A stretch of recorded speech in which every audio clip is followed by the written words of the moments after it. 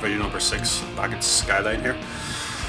So today's plan is to finish wiring in the Defi gauges and the controller that I got before. So I actually began wiring them in at the end of the last video. I didn't take any footage of it though. So I got the power to it and the ground. But I think in this video I'll do a bit more of an instructional guide to it on how to actually wire it in if you have an R32. I think with the other videos I kind of just went through the steps and didn't really show what I was doing for a lot of it. Just kind of did like a time lapse. So I think in this one I'll try and be a bit more informal with it and try and show you how I go about wiring it. But for now I got some of these Oh Jesus handles for the roof lining. So that there, as well as the holder for the gauges, need to be kind of sanded and sprayed again. They're not in great condition. So once you do that there, I also have to get the sensors out of the old sandwich plate here from the car that I came out of. I have a sandwich plate now already installed in my car with a relocated oil filter. So I'm going to try and crack these open, see if I can get them off this here plate. I'm just going to let them soak for a while in WD-40 and see if it can come loose. See if it's easier to come loose that way, because I don't want to really get angry with it. I end up just breaking the sensors and have to buy more, and they're not cheap. So I'd rather just get them out of this here one, but let them soak for ages first. So I'll do this stuff first and then I'll show you what I'm doing inside the car as well as how I'm wiring it up. So I'll just do a quick time lapse here of me spraying everything and cracking up those sensors.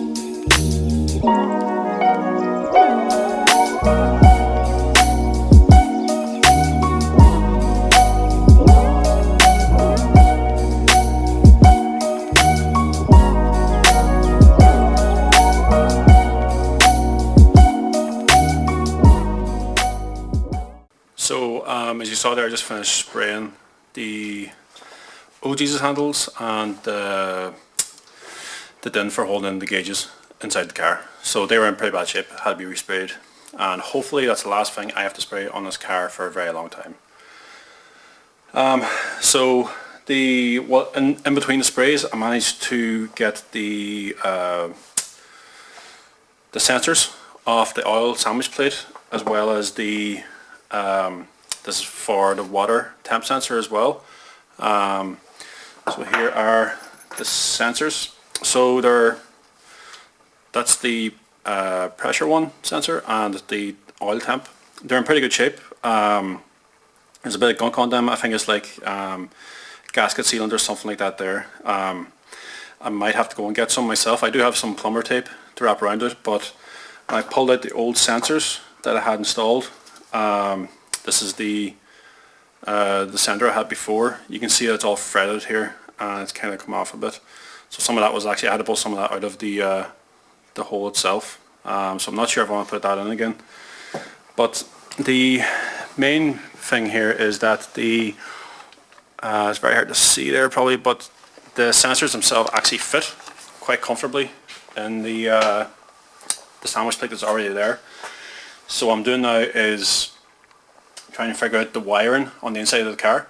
I already have power and ground going to it because I had some old cables lying around from the previous gauges. So when the car was damaged last year, they robbed the gauges, but they left all the cables. It's very nice of them. So I'm just using that there to get power straight from the battery and a ground off the engine block itself. So right now I'm just working on getting the ignition switch power for the gauges as well as the illumination. So I'll just take it in the car here now and show you how I'm trying to find that. Alright guys, so I'm inside here, and as I mentioned I have power going to the gauges. So this one here, so the gauges have 4 cables coming from them. Black one for ground, red for live, a constant 12 volt connection, I think I need to double check, but I'm pretty sure the orange is for illumination, and the white is the auxiliary one that turns them on whenever you put it. Sorry, the ignition switch. So this will be ignition, illumination, ground for the black one, and then live one here. So as I said, I have two cables here already coming from the engine bay. This one is the ground, obviously, connected to the black one, and this is the live one here, going straight to the battery.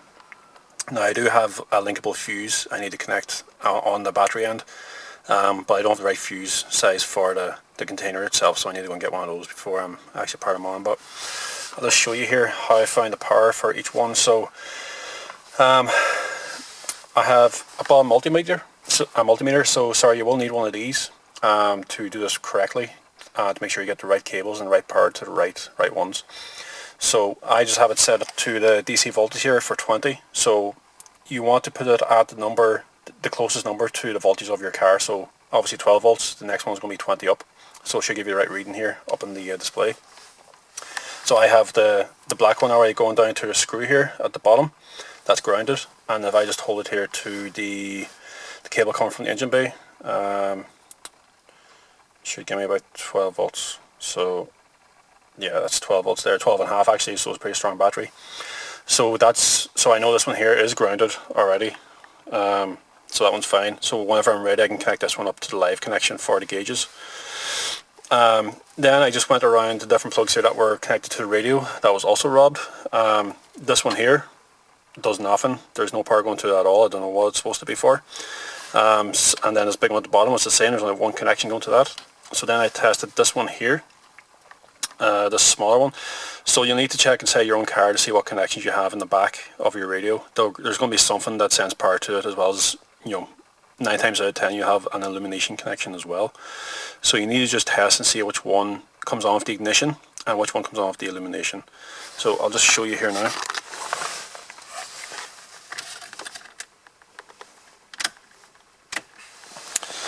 So that's the ignition on. And that one I believe was this one. So this one up here, the top left, was the one for the ignition. And then if I just turn on the lights, and then I test, I think it was this bottom one here.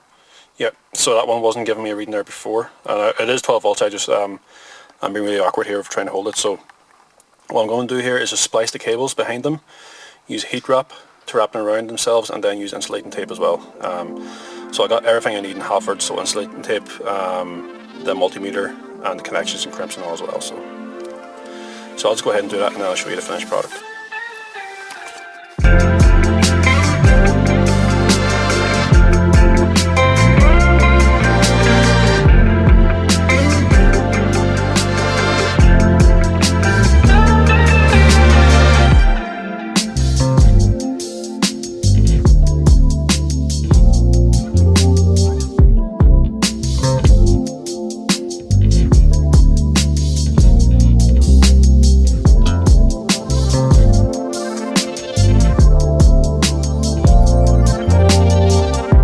Alright guys, so I spliced in the illumination and the ignition wires here. So I checked online there, and the good thing is that I did, because the orange one is actually the ignition and this white one here is the illumination.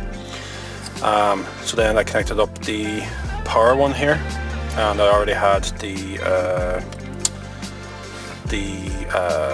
ground one here as well.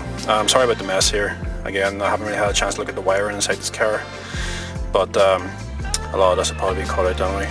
I'm going to get a new head unit and speakers and all. So I just tested there. So I have the gauges connected up down here, and the Defi control unit here. So this is probably going to sit inside here when I connect up the sensors, and I'll just use Velcro or something just to tie it down and keep it nice and hidden and out of the way. But for now, I just wanted to show you how it looks when you power on the car. So when I power on the car here, just to ignition, they should light up. So they lit up there, and they did a spin, and they all beeped.